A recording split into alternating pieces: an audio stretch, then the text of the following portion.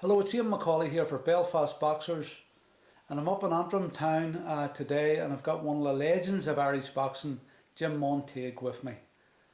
Jim went to the 1972 Munich Olympics, and he boxed for the British light welterweight title against Clinton McKenzie. But we'll get to all that later. First of all, Jim, talk to me about growing up in the Limestone Road. Well, my memories of growing up in the Limestone Road, I mean, even though it was more or less Tigers Bay, and we were what would you call it, the only Catholics in town, in the place. Very hard, but very good at the time, because obviously all my friends were Protestants, but I never ever fell out with any of them. It was just our backyard led on to Tigers Bay, and that's where all the trouble came from. Mostly because of my three older brothers, who were very good at getting into fights. That's the way to put it. So, and I say, going up in Limestone, I was dead on. But then it came to the point where we were actually packed bombs through our backyard, and obviously we had to move out. This was in 1968. So it was. Right. Well, do you want me to tell you where we went after it? Well, you followed your brothers into the boxing. Yeah, well, I was boxing well then, so I was, yeah. In fact, I was just on the verge of winning my first titles, because as a juvenile, right, I'm only going to tell you this because it's my main claim to fame, right? My first four fights as a juvenile, I lost them, right?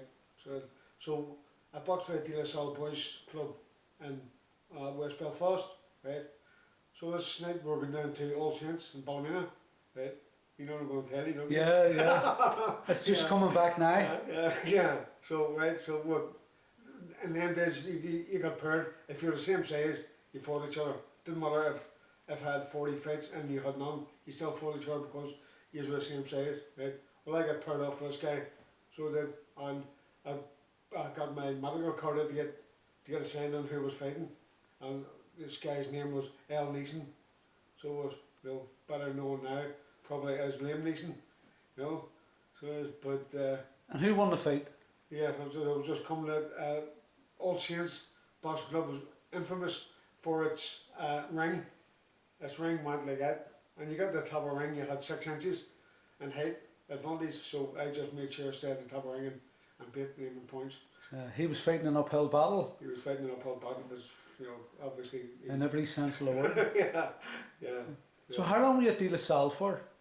I was at De La Salle, I was with Sam Hayes training for about 3 years. So it was. Before you moved to the Star? Yes, before, yeah. So were you still in the Limestone Road then when you boxed for the Star? Oh yes. Now, in saying that, now, because of who we were and reputation, well, not so much my reputation as my brother's reputations, right? We walked through Tigers Bay 3 days a week, and on a Sunday to get over, take a shortcut down New Lodge Road, and never once were we stopped by anybody for anything. No. Simply because, not so much me, my brothers, very, very well known for one thing, fighting. Did they box for the Star also? Terry boxed for the Star. Joe was John boxed for De La Salle, because it was him. And where was the De La Salle again? The De La Salle was a boys' training school up at Glen Road, West Belfast. Okay, right. It was where you were sent. It was a boys' jail. Right. Place for unruly kids, as they would call them now. And by coincidence, my eldest daughter Sarah, is a senior social worker. Only they don't call it the De La Salle now, it's not run by the De La Salle Brothers. So it's run by the government. So it's Glenmona, we call it now. But the Star, a great club, Ocky Kelly? Ocky Kelly was, I mean, there was Ocky Kelly, and then I tell to everybody, see these trainers now, I'm not mentioning no names or nothing, but Ocky, most of these trainers now, Ocky would have forgotten more than they ever going to learn, because he was such an underrated trainer. He was never, I don't think Oggy was ever asked to come to any team of any description anytime. Wow, an Ulster team or a Northern Ireland Ulster team or an team, Irish. but He never got he was- representation. he was a master at his sports, so he was. Well, were you there when we down at the Europa Hotel when he got the posthumous award there a few years It ago? was, yes, yep. That's good. Yep. That was Which- long overdue. It was so much overdue. I was so glad to get talking to his family and to tell him that it was, again, as I say, it was so long overdue. Yeah, it was a victory for the boxing family. Of course it was, yeah, because I mean, Oggy was a maestro, so he was. And of course they had Martin Smith went till in Martin Smith was 1956 another, yeah, he was another Melbourne big Olympics. star. Yep, yep. Yeah, Yeah. and that was a great team. I mean, Freddie Teat got the silver, Gilroy and Caldwell and Sox Barron got the bronze. Probably yes, the greatest Olympic team. That's right, yeah. Yeah, Yes, it was very good. Melbourne, wasn't it? Yeah. Melbourne. Yeah. That's correct. Yeah. So a good club to be a part It of. was a great club. It was a type of club, I mean, you had to fight to get into it, and you certainly had to fight to get back out of it. You know. Was the club then? Was it on the New Lodge Road above the Celtic Club, or was it in the heart? See, it had moved to the New Lodge Road when you were boxing. No, this, I'll tell you, it was a scary wee place because you had to go up an entry to get in the door, to go up the premises were on its own, but they were up an entry, they were up a waste ground. So they Right, were- that was the old premises because I boxed Yeah. in when the Star No, moved no, above yeah, the I know where Celtic you're Club. at, yeah, yeah. And Jimmy Craig, do you remember Jimmy Craig? Yes, The notorious UDA commander. Jimmy He Craig. boxed for the Star. Jimmy Craig was my brother's best friend for years. Jimmy Craig was in our house so often. So he was a really, he was part of the family. I mean, you know, he just, I Unbelievable. mean, it was at the point where Jimmy didn't have a door. Jimmy just came in when we lived in Limestone. Yeah, So, you unbelievable. know, and Incredible. look what he turned out to be. Turned out to be, yeah. Was he a good boxer? He was, but he was a good banger. I mean, Yeah. I loved sparring because I got to battle him most of the time, you know, but he was like welterweight. Right, And right. he fought Jim McCourt in the Ulster Seniors. So he did. Fine, I think it was, yeah. Oh, right. And got beat. Well, talking about Jim McCourt now, talk to me about your rivalry with Jim McCourt and how you got the gold in the 1972 Munich Olympics. Yeah. Because you have the distinction of being the only Irishman to go to the Olympics that No, wasn't a Irish national champion. Yeah. So talk to me about that. Well, it's not so much my rivalry. I think it's Jim McCourt's rivalry. So it is because I mean, you know, me and Jim get on the best. I hold Jim in the highest respect. I mean, he's one of the Yeah, all-time, yeah, right up there. Wow. Irish amateur boxers. I mean, nobody's going to hold that back from him. You know. But he beat you in a disputed decision, didn't he, in the Ulster Seniors? Two of them, no, two. I boxed him in a box-off for the Irish team against Scotland. Okay. And he beat me in points there, Yeah. right? Well, he was on the boxing against Scotland, but the Scotsman beat him. So yeah. So then, the next time I fought Jim McCourt was in the Irish senior finals in 1972, where again, I'm not saying he beat me, he got You got the he decision. got the decision. Right. So they took us into the club rooms or whatever it was in the National Stadium, and they told us a nice bit of news. Said we're sending a team to America for a 2-week tour, right? And whoever does best in America goes to Munich. Right. So no pressure. But with respect, Jim coming towards the end of his career, Len, Oh, yes, going yes. for his third Olympics. This one about his third Olympics, yeah. Yep. So talk to me about the US tour, and I have some footage of that which I can include. Well, the- And-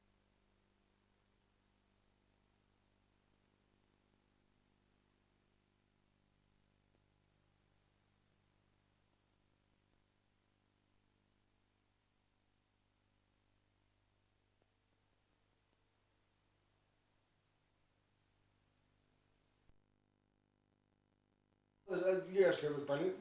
So it was. Well, first start, I mean, going to America when you're what, 21 is great. All your mates, and to say that our first stop was New York, and it was just amazing. So it was. Well, Jim, we first fight, Madison Square Garden, St. Patrick's Night. I mean, you just can't get any bigger, so you can't. And course, I wasn't fighting in it. McCord was fighting, and Jim got beat on points. So I remember that was okay. So we went down to Pittsburgh. So Pittsburgh the next, and then we went over to we came back up again to New Jersey. Well, I boxed them 2 fights and won them, and I think I more or less got me my ticket to Munich. So I'm sure Jim was a bit disgruntled because he had beat you in the national senior final. Was there any animosity? No animosity, no, but I mean the feeling was always there. Yeah. So it was. It's understandable. Oh yeah, but on Jim's part argument, yeah. No, I know. No, but I mean again, I can't blame him. You know what I mean? He beat me twice. It does seem a bit, but I say I think they were looking to sign the best man to Munich. And what age were you when you went to Munich? I was 22. Right. So it was. Talk to me about that experience then, and the whole drama with the Arabs and the Israelis and the hostage. Did you witness that? Well, tell you what, I mean, as regards witnessing it, when that happened, me and Charlie Nice were in our quarters. Well, the strip were ready to go out for a run. So, and I'm sitting talking to Charlie, and next time we hear what turned out to be shots, you know, and Charlie said to me, that sounded like shooting. And I remember my exact words to him, you know. I said, Charlie, you're not in the box right now. Because you remember Charlie's brother was one of the ones who shot dead probably Sunday, whatever, you know. And he said that was alright. So we got up and walked out anyway, and walked up a wee bit because all the countries you were housed alphabetically, you know. So we're here, Ireland, and then Israel were the guys attacked there next door to us. So we turned the corner and looked up at the, they had balconies on the first floor, and it's this week, he's world famous for it now. He's got a white trilby hat pulled with a brim pulled down, and he's standing with a gun nearly the same size as himself.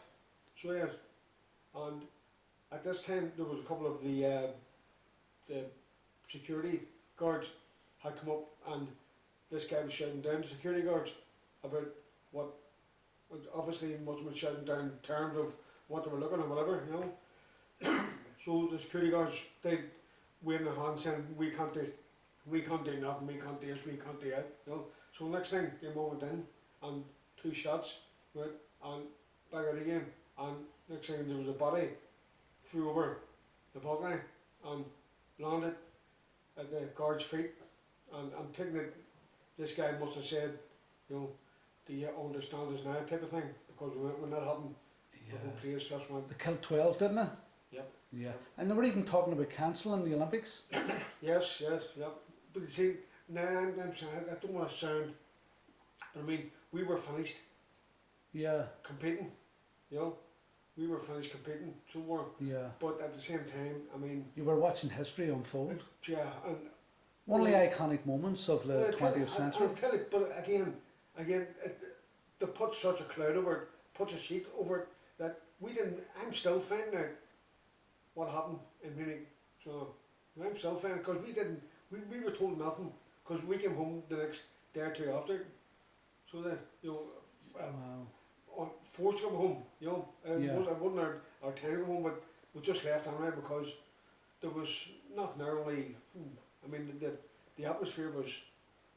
You went out to the eventual gold medalist, Sugar Ray Seals, but you had a good win against the Iranian. Yes.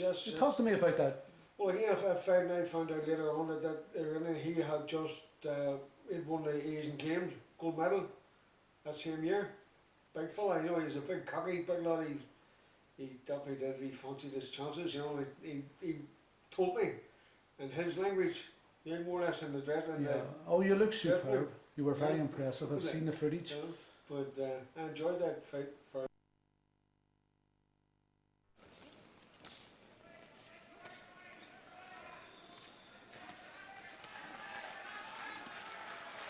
Useful body punches there by Montague, getting him through, knowing more about the infighting.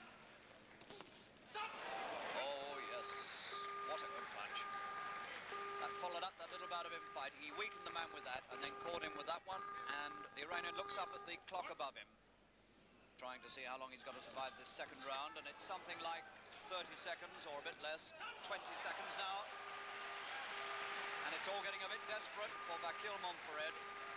And Ireland are on their way to another success.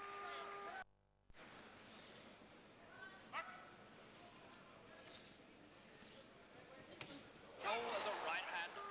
Crane Lilly put him on the floor. Another standing count.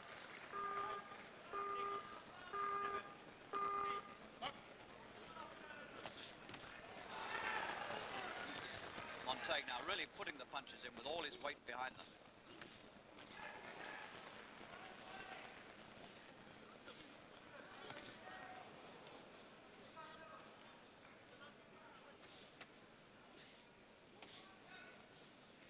Montague holds a decision over Britain's entry at this weight, Graham Mountain, and they're in the same half of the draw.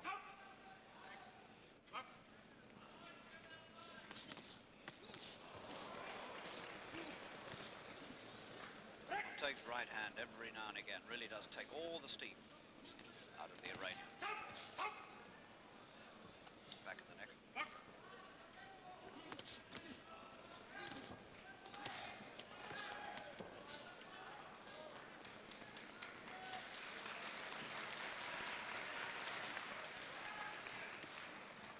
And Montferred standing up to this extremely gallantly.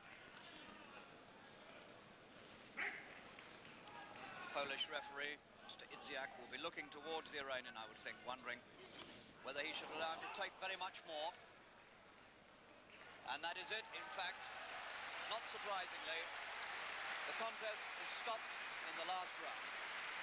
And Jim Montague, the 22-year-old Belfast bus conductor, the Ulster champion of 1972, comes up for his first bout in Munich and wins it handsomely against Montferred of Iran, and goes through to the last 16 of the light welterweight.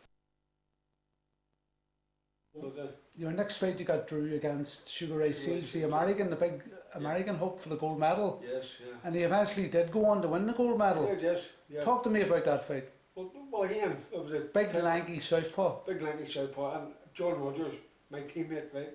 John got it right, because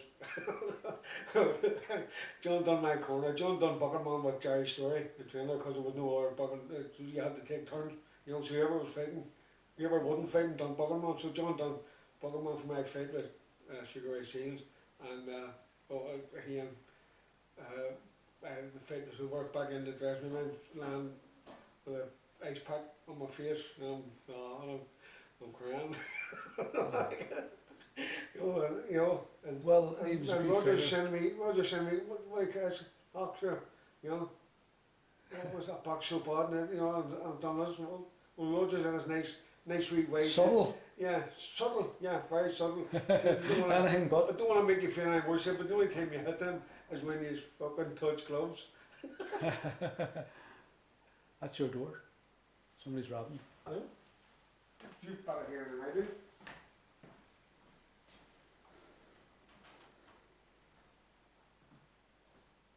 No, Sorry, I just left it. Sorry. I heard a rap. I did it, and in case it was important, that's alright, because I can cut all this. Yeah, I can cut all this out. yeah. But Yeah, well, Sugar Ray Seals a nightmare to box, really. Oh, Your was worst it? nightmare. He was 6'1". But again, the irony of that statement that Rogers said, he was fucking right. The only time he had him was when he touched gloves. Touch gloves at the start. No, it wasn't that bad. And I might include some of that footage on the interview too. Yeah. But he actually went on to draw with Marvin Hagler over 10 Yeah, rounds. he fought So Marvin. he was nobody's He fought fool. Hagler 3 times. 3 times, that's Yeah, correct, yes. no, he fought Hagler So- 3 times. Talk to me about what happened to you when you came back from the Olympic Games. Oh, This is an amazing story, and you told me this in 2012 when we were awaiting Conlon and Barnes coming back with Yes. their medals, and there was Yeah, a whole yeah, fanfare and the whole hoopla and celebrations. Oh, but yeah, you no. told me this story in a very matter-of-fact way, yeah, but then but it blew me away. I was going with Paddy Barnes and Michael Conlon. I mean, they deserved that. I mean, they done extremely well, you know. Right. But 1972, right? We flew into Dublin and got the train from Dublin up to the GNR, whatever they call it then, you know. And my wife we witnessed with our daughter, who was Sarah was about 18 months, and she had Sarah in her arms. That was Sarah you met earlier. Right? Okay. Yes, and Sally was crying, you know. So obviously I thought she was crying because when she seen me on the she said, "Well, in value," right? So I give her a hug and next thing, I took her off and she said to me, "We've lost our house." You know, I said, "What do you mean, lost our house?" What do you mean we've lost our house? What do you mean? Because we've put out the house and lost cool. But I think it was about 4 nights previous. So they were, and they tried to burn it. I don't know if they were successful in that, but I really couldn't care less whether they were successful in that. Well, I put it down as being burnt out, and my brother Joe was in the house at the time, right? And they were asking for Jim. Well, every dog in the street, and well, where I came from, Rothcool, or where I was living, Rothcool, I was a bus conductor. Everybody knew I was in Munich, so I was obviously not sitting in Rothcool. So they put my wife and my daughter and told my brother that he put it in his house too, because he lived in the other end of Rothcool. So it was next night. So these guys, really tough, sharp bastards, you know. So that's the second time you were burnt out of your house. Yeah. But it's really remarkable because you haven't harboured any bitterness or any sectarianism. No, And two things are responsible for that. One, you're just not like that yeah, because you're a lovely man. And two, the boxing eradicated a lot of the Of course sectarianism. it did, yeah. Talk to me about that.